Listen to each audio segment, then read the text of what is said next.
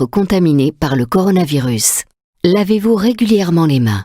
Lavez-les soigneusement à l'eau et au savon, tant la paume que le dos, mais aussi entre les doigts. Comptez entre 40 et 60 secondes par lavage.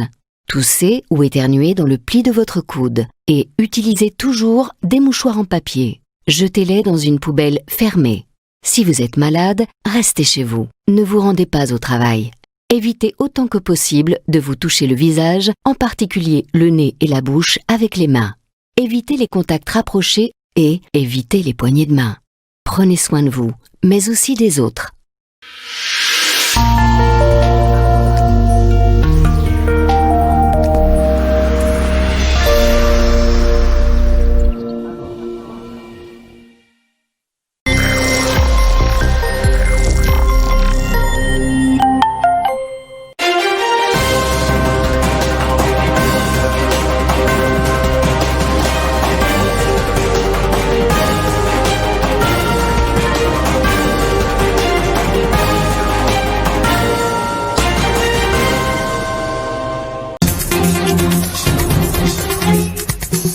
Au sommaire de ce journal, les femmes de la cité Gécamine Moussonoï, particulièrement celles de Tchipouki, ont manifesté leur ras-le-bol dû au manque d'eau dans leur cité. Pour ce faire, elles ont barricadé la route Chagefort, empêchant aux agents de la cité Comus d'entrer dans les installations de cette société. Leur souci majeur reste celui de voir l'eau couler à nouveau à leur robinet. Et en affaires coutumières, le détrôné Nkomecha est loin d'accepter sa suspension à la tête du village Kyoelo, suspension intervenue en date du dimanche 31 mai. Vous allez suivre les détails dans ce journal. Mesdames, Messieurs, bienvenue à cette édition du journal. Les habitants de la cité Moussonoï Tchipouki dans la commune des Dilala ont barricadé ce vendredi 5 juin 2020 la route Chagefort menant vers la société Comus. Le manque d'eau est à la base de leur soulèvement. Reportage. Il est 7 heures lorsque les femmes de la cité Tchipouki prennent d'assaut la route Chagefort en la barricadant afin d'exprimer leur mécontentement dans leur vécu quotidien en termes d'approvisionnement en eau potable. 2 semaines sans cette denrée, c'est trop. Sur place, les unes scandent des chants de désespoir et les autres armées de pierres. La situation s'aggrave, elles mettent en feu un pneu, barricadent la route avec de moellons et foncent vers la barrière de la société Comus. Ces femmes justifient leur soulèvement par le manque d'eau potable dans leur cité. Nous souffrons, nous sommes obligés de dépenser 500 francs congolais pour un bidon d'eau. C'est un coût pour nous. À présent, on doit chercher l'argent pour l'eau, la nourriture et autres. Nous souffrons. Nous allons à la cité Gécamine Kolwezi pour un bidon. Après, on en devient même malade.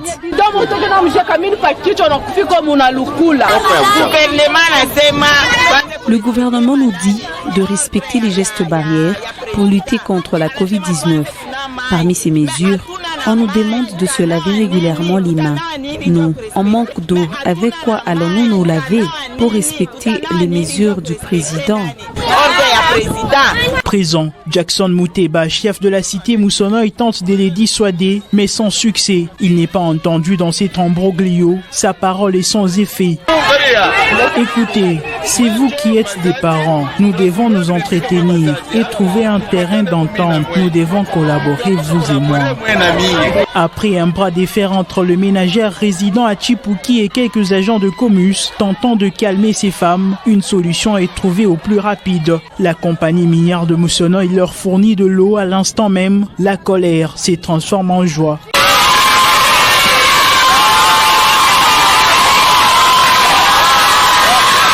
Ayant puisé cette eau, les femmes changent une fois de plus de langage. L'eau n'est ni insipide, ni incolore, cette eau est sale, disent-elles. La délocalisation de vendeurs qui exerçaient leurs activités sur l'avenue Okuto en face du marché central de Manika continue à créer de remous chez les marchands. Suite aux plaintes, le bourgmestre de Manika promet une solution d'ici peu. Ben Mouland pour le reportage. Les activités économiques tournent à plein régime. Certains marchands vaquent librement à leurs occupations quotidiennes. Les autres sont en désespoir. Une clôture est en train de sortir des terres à l'entrée du marché central des Manika qui obstrue la grande porte de ces lieux de négoce. Ces murs, semblables à celui de Berlin, viennent de mettre au chômage certains marchands qui exerçaient leur petit commerce sur cet endroit qui jadis servait d'abribus. Les marchands ont une rancœur. Nous sommes sous soleil. Nous ne savons plus où étaler nos marchandises. Nos bâches et étalages ont été saccagés. Nous ne savons combien cela peut durer. Ils ont même construit devant l'entrée principale du marché et les gens ne savent plus comment y accéder. Après leur soulèvement, les marchands avaient jugé bon d'aller rencontrer l'autorité communale des Manika. À son tour, Franck Maoula Kafioto envisage des solutions idoines pour l'intégration de certains marchands. Je pense qu'aujourd'hui, la situation du marché central a évolué par rapport au fait que nous avons commencé à trouver des solutions qui vont répondre aux attentes de la population de la juridiction. Par exemple, pour les gens qui vendent tout ce qui est accessoire, c'est-à-dire en Swahili, on les appelle Bakubima, nous avons déjà trouvé une solution pour eux. En ce qui concerne les gens qui vendent babouches et autres accessoires, nous sommes en train d'échanger avec l'administrateur du marché central pour trouver aussi une autre solution afin que chacun continue à exercer ses activités dans la quiétude. Selon certaines discrétions dignes des fois, un bâtiment commercial sera érigé sur ces lieux. Dans leur dernière réunion tenue le dimanche 31 mai dernier, le chef de terre du groupement Kazembe ont à l'unanimité acté la suspension du chef Nkomesha du village Kyoelo. Quelques jours après, le concerné est sorti de son silence pour rejeter sa déchéance. Ben Molanza. Indiscipline, manque du respect à l'endroit de l'autorité provinciale, voilà les greffes qui ont pesé pour que les chefs Nkomesha soient injectés momentanément de sa chaise royale. Les chefs des terres du groupe Kazembe se sont ligués afin de voter pour la suspension de leurs collègues. Détrônés, les chefs Nkomesha s'étonnent de sa mise à pied et ne reconnaissent pas les faits lui reprochés. La suspension a sa raison d'être lorsqu'il est concerné est informé de ce qui lui est reproché. Moi, j'ai réclamé la terre de mes ancêtres. Personne ne peut venir me l'arracher. Les villages entiers est notre identité. On ne peut pas les scinder en deux pour introniser un autre chef. Je ne reconnais pas cette suspension. Je n'ai pas de bureau, alors on va m'interdire d'aller en brousse ou bien. Moi, j'exerce une fonction traditionnelle.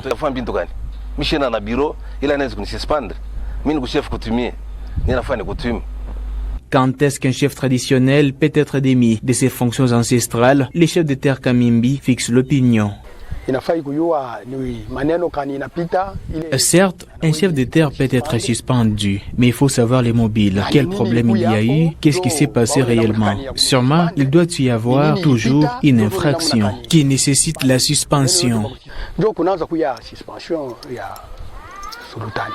La suspension du chef Nkomesha est venue baliser les chemins de son rival éternel, le chef Senguela, qui tiendra désormais les bâtons pour paître les troupeaux du grand chef Nkomesha. Selon certaines bouches, la perception de la redevance minière dans cette entité est la pierre d'achoppement qui a suscité ces conflits des pouvoirs. À l'occasion de la journée mondiale de l'environnement, célébrée le 5 juin de chaque année, le ministre provincial de l'environnement, Alain Kantenga, a organisé une visite guidée dans la forêt artificielle du village Ngozo, situé dans le territoire de Muchacha. Reportage. Célébrée cette année sous les thèmes la protection de la biodiversité et de l'écosystème, la journée mondiale de l'environnement a été commémorée avec pompe dans la province du Lualaba. Les ministres sectoriels Alain Kantenga Kapenda et les amoureux du tourisme ont été à la découverte de la splendide forêt artificielle des pins située au village Ngozo dans le territoire de Muchacha. À la longue, cette forêt de la seconde main va renforcer la protection de l'écosystème. Et après la visite guidée de ces sites touristiques par excellence, les ministres provinciaux de l'environnement peuvent en être fiers. J'avais les rapports verbaux comme quoi il y avait une forêt artificielle qui était en train de se former en Ngozo. Et j'ai pris l'option, la décision aujourd'hui de visiter ce site d'Ngozo pour palper la réalité du doigt. Et donc moi-même je viens de voir, voilà pourquoi je suis content et c'est la raison d'être de ma présence à Ngozo.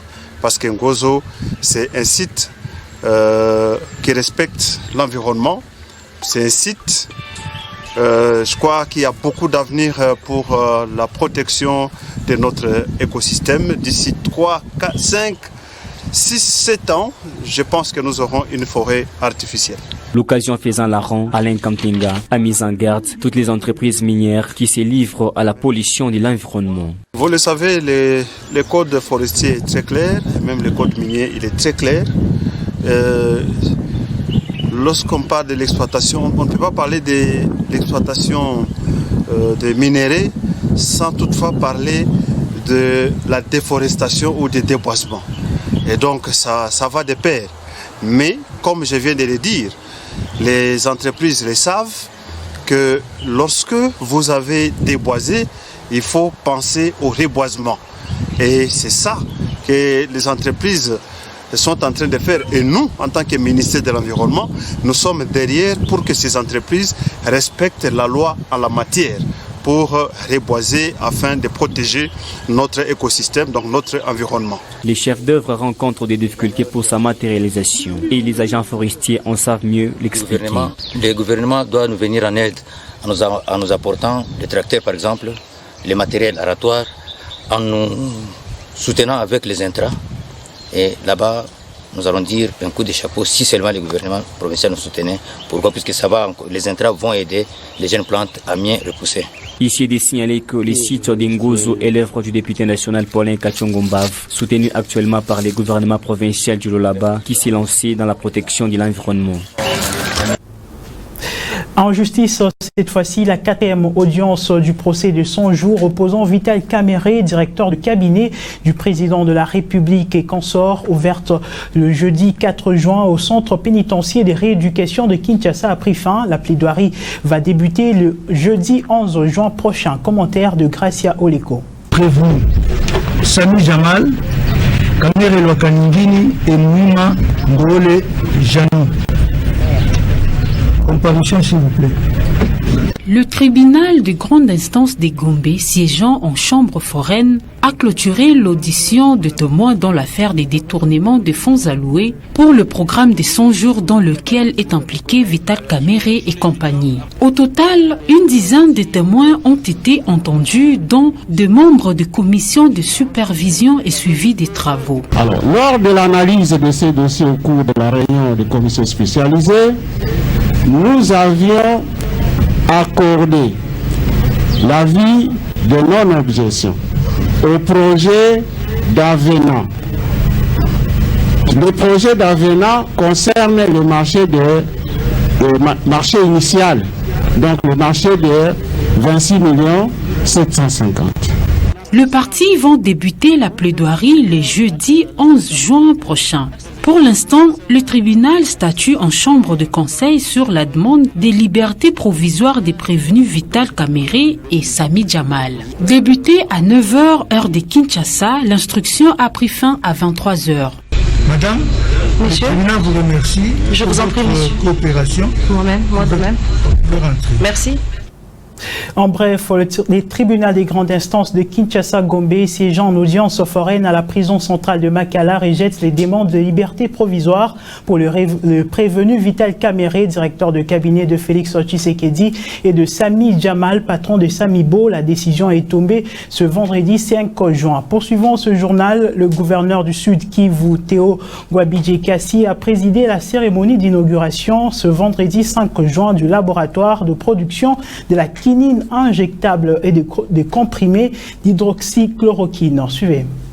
C'est par un signe symbolique de la coupure du ruban que son Excellence, Monsieur le Gouverneur de province Théo Gwabidje, a procédé à l'inauguration du laboratoire de production de la quinine injectable et de comprimés d'hydroxychloroquine de 200 grammes ce vendredi au siège de la société Pharmakina Bukavu dans la commune de Bagira. Ces deux produits lancés sur le marché aujourd'hui, dont l'un consiste à la riposte stratégique contre la Covid-19 et l'autre contre la malaria, font la fierté fierté de la province du Sud Kivu, qui en est la première productrice en RDC, le deuxième en Afrique après le Sénégal. S'enquérir du fonctionnement de cette société agro-industrielle et pharmaceutique, prouver son soutien à la promotion des entreprises locales était aussi l'un des objectifs de la visite de l'autorité provinciale Théo Ngouabidje dans cette entreprise qui est invitée en cette période de la pandémie du coronavirus de trouver une réponse à ce fléau qui endeuille toute la planète. Théo Ngouabidje, qui s'était déjà lancé sur l'option préventive contre le coronavirus, il vient aujourd'hui